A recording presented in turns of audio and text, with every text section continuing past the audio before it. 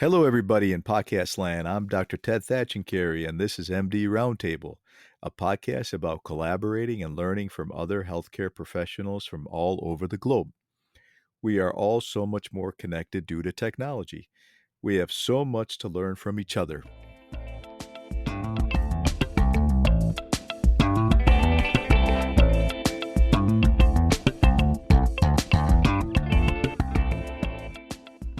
Thanks for joining us today at MD Roundtable. This is a very special episode as we are featuring Pam Bonnett, who is the Chief Executive Officer of Ultrasound AI. Pam brings years of experience as a business development executive with a history of launching various projects. Welcome to MD Roundtable, Pam. Thank you, Ted. I am thrilled to be here. Fantastic. I know you've been extremely busy, especially with the launch of Ultrasound AI. So really appreciate you taking the time out. It is my pleasure. Great, great. Well, first off, for our listeners, Pam, why don't we start from the beginning? Where's home? Where did you grow up? Well, home is Chicago. I grew up on the south side of Chicago in a south side Irish neighborhood. My mom and my whole family actually came from Ireland. So it was a great little neighborhood of Mount Greenwood that I grew up in. Oh, great. You're a local Southsider here, Yes, huh? indeed. Chicago White Sox fan? Of course, south side. That's great. That's great. Did you come from a big family, a big Irish family? Well, I have a brother and a sister, which is relatively small, but I also live next door to my grandparents, and there were 6 in that family. So it seemed like a large enclave, that's for sure. Right. And where, Pam, did you go to college? Did you stay local or did you go out of state? I did stay local. In our family, my parents did not go to college, so this was a big deal. And I went to DePaul University locally in Chicago. I commuted because I was actually funding all of my own college. Oh, wow. That's amazing. Did you go on to grad school or did you do anything else after your undergraduate? I did not go on to grad school. However, I did go to work for GE Healthcare. And you may or may not be familiar with the iconic Crotonville. And so I had many executive management courses at Crotonville, which is highly regarded in the industry. So in lieu of doing one, I did the other, actually. I see.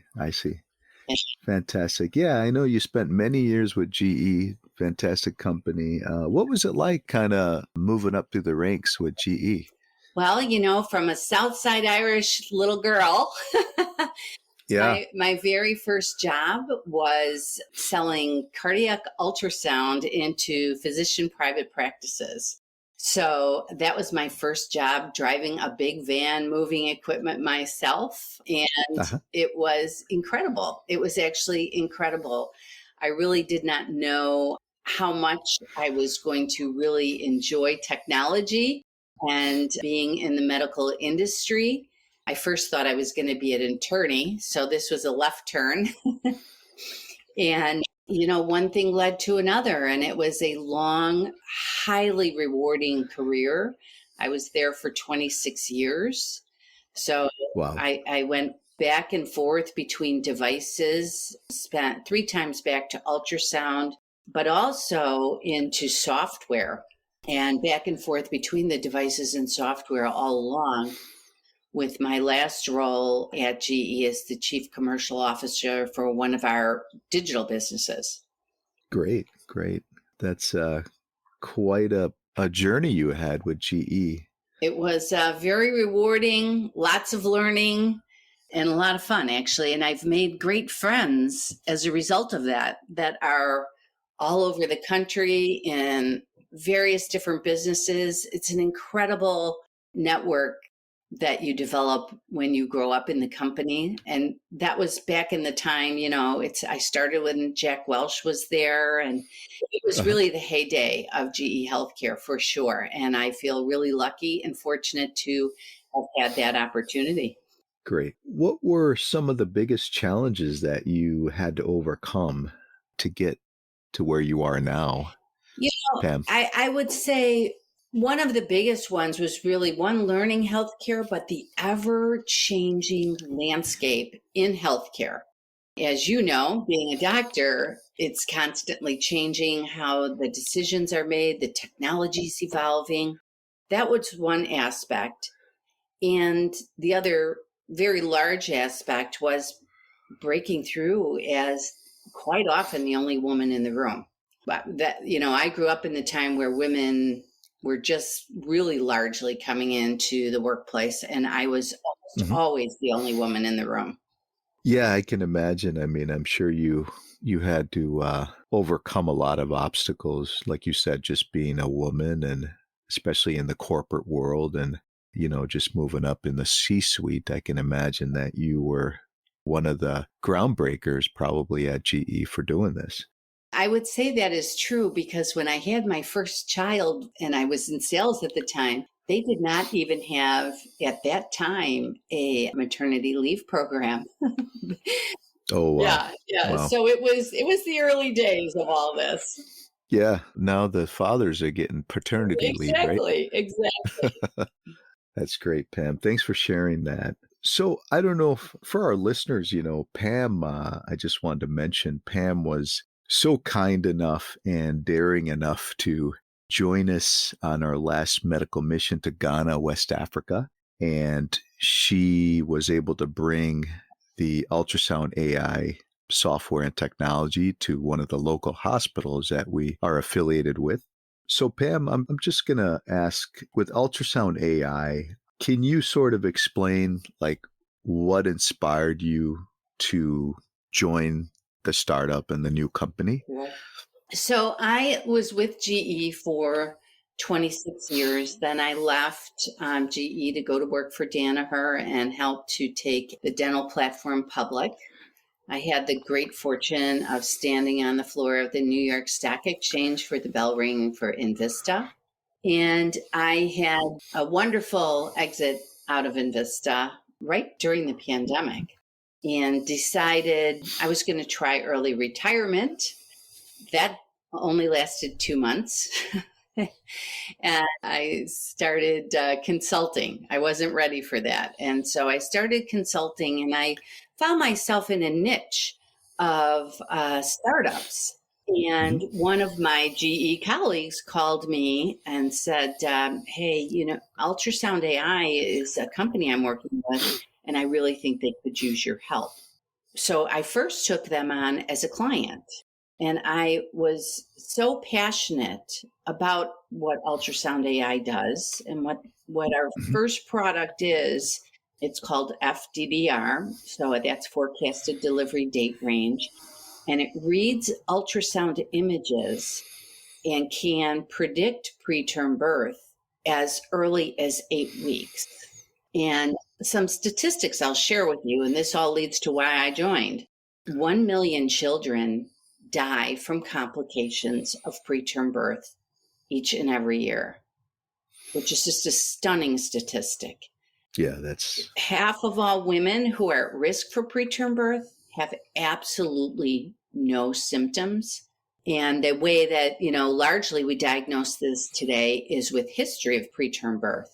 And this is where it gets personal for me and how I became the CEO of the company is I have 2 children that were full term, no problem. And it was my 3rd child that was premature. So as I was getting engaged with the business, the founder saw that I was so all in on making this a successful company that he asked me to take over the company for 2 reasons. One, he could see my passion, and 2, he knew that he needed to have a woman as the head of the company because this is all centered around women's health. And, very aware that there had not been, a significant investment in women's health in the past. And he has 4 daughters. So he wanted to have a leading example, not only for his daughters, but for the business. And that's how I became the CEO of the company. brilliant, Pam. Thank you for sharing that. I think the impact that ultrasound AI can make throughout the world is just incredible. And I was able to see it firsthand. So thank you for that, Pam. Just a couple other questions for our listeners. Can you explain what ultrasound AI is and exactly how it works? Because, not a lot of people understand how AI works. For them, that's the $1,000,000 question.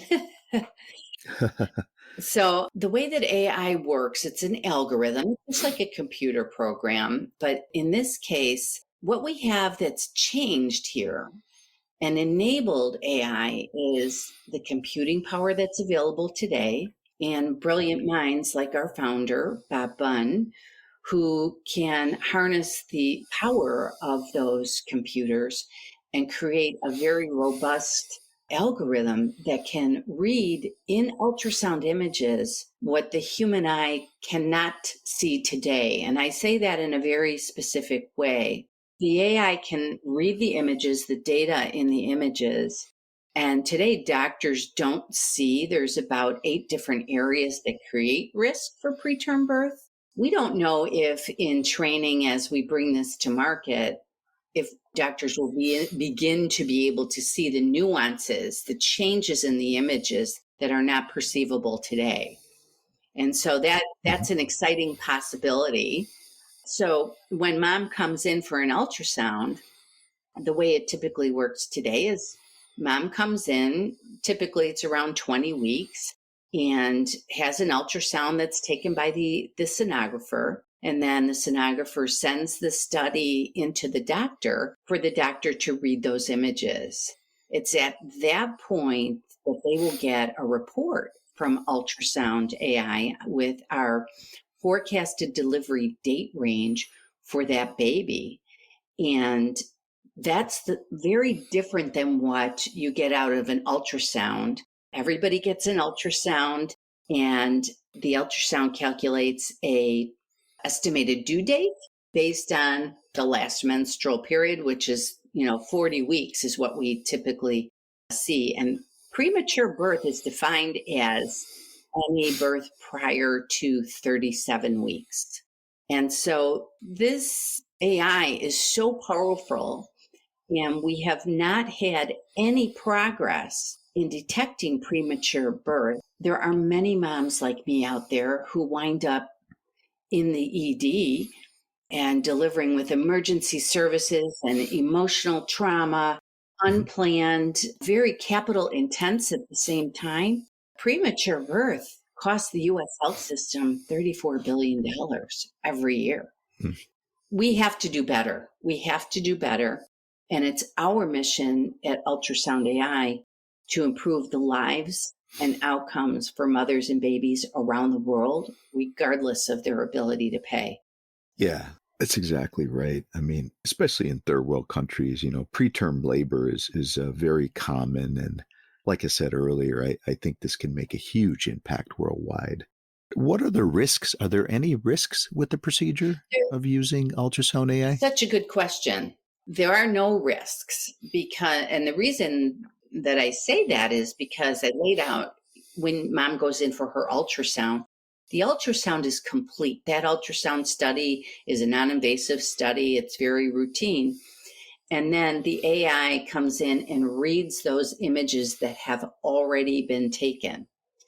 And so what it does is it gives doctor the additional insights on how to treat mom. And one of the biggest impacts that we believe that we will have is those 50% of women who have no symptoms will be caught earlier and put on the right care pathway to have the best protocol, even if the doctor can't keep baby in utero beyond 37 weeks.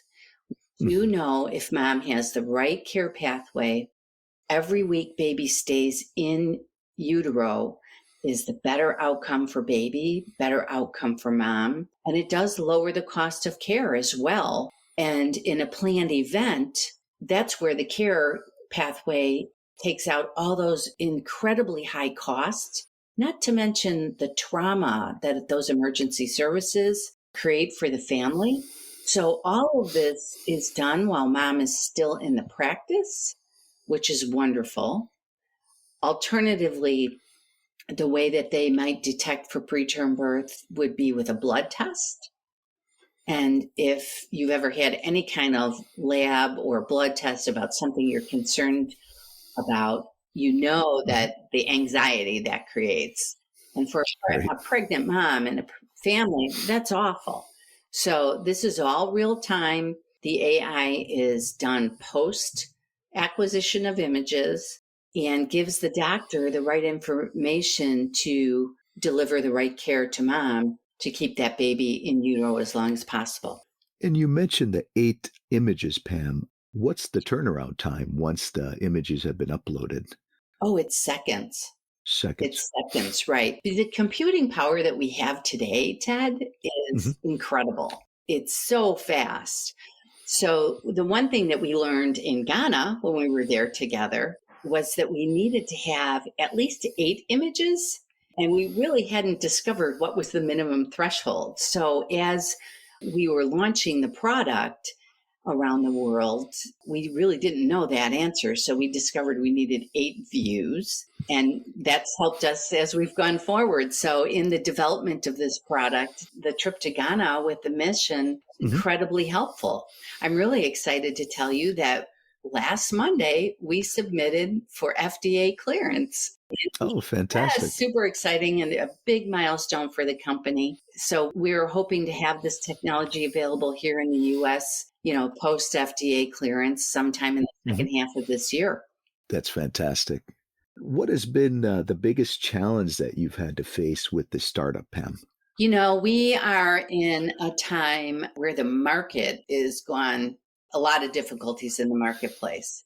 So there's two things. One, in the startup world, is there's a temptation to do many things. We know that the AI can see many things, such as ovarian cancer and preeclampsia and a variety of different issues. So, one of the biggest challenges is to stay focused on the one product that you're bringing to market and make sure that you develop that product fully so that it is everything that a physician would have confidence in, and leave no room for doubt as you bring that product to market. That's probably the number one challenge, is just to stay focused at all times. Lots of temptation and lots of pull to do other things. Right. But I'm so excited that we actually got it into FDA. I mean, that's what it takes, and that's a lot of discipline, quite frankly, because there's so many needs out there, and I'm sure you've heard how ultrasound is becoming the new stethoscope, right? It can see so many things, and with the advent of AI, you're just tapping into the tip of the spear. Yes, definitely. Definitely using more handheld ultrasound, especially in my practice as well. That's one question I wanted to ask, Pam. The ultrasound AI software, does it also work with handheld ultrasound devices? So it is device agnostic, but one of the caveats that is important is to have a convex probe, which is ideal for OB scanning. So there are a Right. variety of different transducers out there, and that's the key, is to have that shape, that rounded shape of a convex probe that can get the whole OB image in there. Right. Great. That's great to know. Pam, what's a tough question that you've had to ask yourself lately? This also came out of our trip to Ghana, Ted. If we can tell moms, families, that baby is coming early, what options do they have to get to that high risk, level 1 trauma center where there is a NICU? And Right. that's a tough question to be asking. And, I witnessed it while I was there. And just because we know doesn't always mean we can do something about it. And there Right. might be family dynamics. It might be, they don't have the money, they don't have care for their other children. And it's such a difficult dilemma in that environment. And that's probably the hardest Right. question that I've come across in doing this. But we are working to get ultrasound out into the communities. We are working, as I said, it's our mission to improve the lives of mothers and babies everywhere. And we will continue on that path. And regardless of their ability to pay. So we'll have to find new ways together with the hospital and physicians to deliver care in the communities when moms can't get to a high-level trauma center with a NICU. Right. Unfortunately, as you experience firsthand, Pam, in Ghana and a lot of these countries, it's one thing, like you said, to give patients a result, but it's another to see how they're going to act upon that result. Right.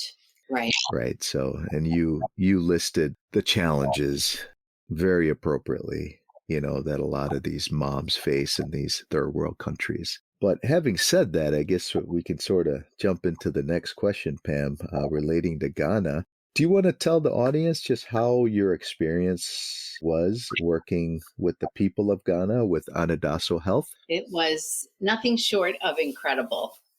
And I know I shared with you, Ted, that it seems that there is something in the universe that brought this business together with one of my personal goals, which was to give back. I've been so fortunate and, be able to give back in need. And so when you reached out to us, the opportunity to bring the technology and then you asked me to join you was incredible to me. And I had the opportunity to see firsthand. I think that's the one thing that so many of us, you think you know what the challenges are until you actually get there, you have no idea. And I was greeted by the biggest smile when I arrived by our host, which, the people on the ground are so committed to helping and changing the lives. The warmth and the desire to improve from everybody there, you can feel it, as well as the inspiration, what people do and how they get things done with very little resources. Right. I mean, everywhere I looked in the ORs, in the communities, I mean, it was incredible. And to see the happiness of people. I had the benefit of doing one day out, most of the time I was in the hospital, right. But I was able to go out one day in the villages. And, it's stunning to see no progress for hundreds of years in a village. And yet right. happiness and the willingness to work together to get things done. It's so inspiring. It's so inspiring. And it makes you it's made me very grateful for everything that we have here. And just, I'm committed to continuing down this path to help improve those lives in any way possible. That's great, Pam. Thanks for sharing that. We certainly were lucky to have you. And I know the people of Ghana, especially the friends that you made, certainly are hoping that you'll come back for a return visit. I most definitely will. No pressure. No pressure, Pam. I've been staying in contact with them as well. Yes, I told you before I left I would be back, and I definitely would absolutely do it again. I think I got more out of it than the people there, which is that's awesome. Yeah, it's changed me forever for sure. Great. So Pam, how do you in this field, how do you continue to learn and stay up to date? Well, there's so many sources of information, and I read books, there's podcasts, there's so much. AI is changing every single day. One of my passions in everything I do is I always want to continue learning. And when I stepped into this role, I had no idea the pace at which I would be learning as AI is unfolding in front of us. So it's a lot of reading, a lot of podcasts, a lot of books. There's a really good book that I would recommend for everybody that really talks about not only AI, but the evolution of technologies throughout history. And I think it would help people not be afraid. It's called 21 Lessons for the 21st Century. And the author is Yuval Noah Harari. It's just a really good book that walks you through back in the beginning, the evolutions that took place and the innovations up to the internet and how afraid everybody was when the internet first came and how AI is going to be making such a big impact in the world and not to be afraid of it. So that's one I recommend that book a lot because I think it helps sort of demystify in some ways what the power Hmm. of AI is and how it can help us as a society, healthcare in particular. When I think about, this, we've both been in this business a long time. The amount of people graduating into healthcare is in no way keeping up Right. with those that are retiring. And so we are going to need to have more tools like what Ultrasound AI is bringing to market to help be efficient for the patients that are being cared for with less resources. And AI has the ability to really help close some of that gap. Definitely. Yeah. Definitely. I'll check out that book. It sounds like a good read. Thank you. Yeah, it's a good one. Pam, what are some of the things that excite you the most right now in this specialty? Well, I'm very excited to see a big focus on women's health. I mean, there's been a lot of talk about it. Now we're seeing money go into it. So I'm very, very excited to see that happen for the first time. The ability of AI to help improve outcomes is incredibly exciting. And all of the young people that are graduating as doctors, nurses, you name it, caretakers, people in IT, every facet of healthcare, they're all growing up with technology. And so the convergence of great minds and open minds combined with the technology available really has the power to improve all of our lives one way or another. And I find that incredibly exciting. And as I've mentioned, we are just at the tip of the spear with this technology. And Right. I have no doubt it will impact moms and babies, but also, there's future opportunities in, with cancers and Alzheimer's and all this other that we haven't even tapped into yet. So I think that Hmm. the world is in front of us, the opportunity is in front of us, and I think it's incredibly exciting. Great. Pam, what are some of your interests outside the office? Ah, How do you like to decompress? I'm very outdoors, so I enjoy skiing, snow skiing. I live now in Naples, so there's a lot of beach and bikes and golf, and we're a part of a boat club, so we're out on the water a lot. So anything outdoors is really what gets me centered and how I can relax. Oh, that's fantastic. Yeah, I know you like to spend quite a bit of time out on the boat. It's one of my favorites. Yeah. Pam, if you could say something to your colleagues in this space, is there any message or thoughts for the professionals in this space that you'd like to say? For my colleagues, I would say that I am honored to be working with you. We have a small but very mighty team that is accomplishing so much in a very short period of time. I'm just really honored to be in this role and bringing this technology to the market. And for the healthcare community, that this is an exciting time. We know that we need to have the evidence.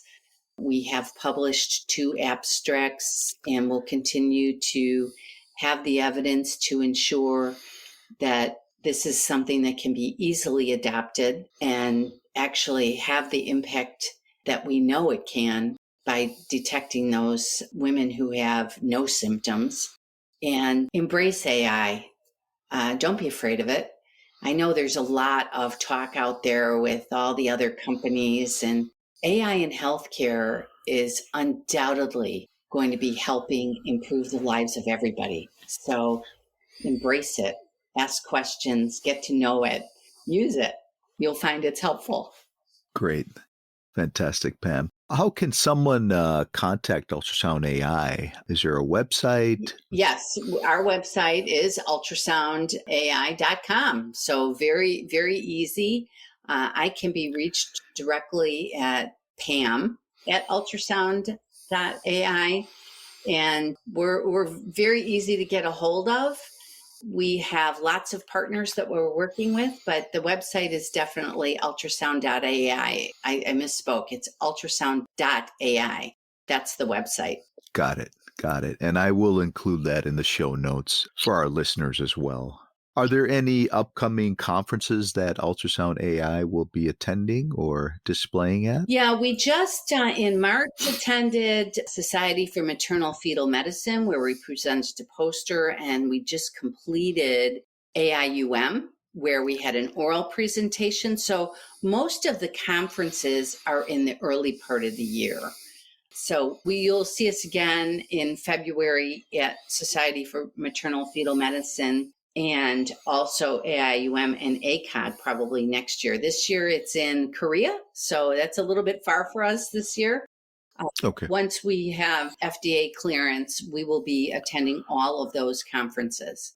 Fantastic. Thank you so much, Pam. Well, I really appreciate your time, Pam, and I think this talk has been very informative, and thank you for sharing your journey as well for our listeners. Thank you, Ted. Thanks. Thank you for reaching out to us. Thank you for inviting me to go to Ghana. Of course. Getting to know you has changed my life. So it's been a pleasure. It's been a pleasure. Thank you so much. Of course. Thanks again, Pam. Have a great day. You too, Ted.